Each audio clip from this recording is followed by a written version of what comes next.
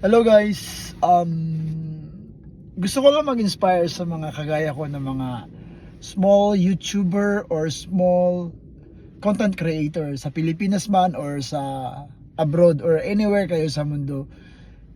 Alam mo, magsisimula talaga tayo sa scratch. Hindi tayo mag-expect na may manonood sa atin, hindi tayo mag-expect na may magfa-follow sa atin. As long as ini-enjoy mo ano yung ginagawa mo, don't care about those people kung anong sasabihin nila sa iyo. Kasi alam nyo, hindi naman susuporta yung mga kaibigan mo, yung mga Facebook friends mo.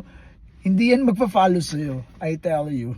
Mamaya na yan sila mag-follow sa iyo pag medyo may matunog ka na, pero pag sa simula, wala yan. Kaya i-enjoy lang natin yung pagtitake ng video.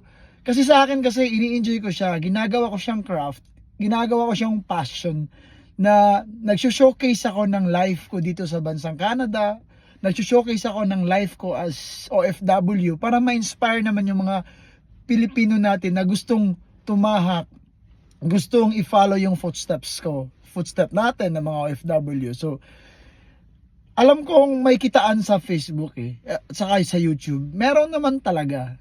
Ako, kumikita naman ako, kunti-kunti. Pero, wag nating isipin yung kitaan, isipin natin nag-i-enjoy tayo, nakakatulong tayo. Yun ang yung i-prioritize natin. I-enjoy lang natin and to follow na yung kitaan. Kaya yun lang.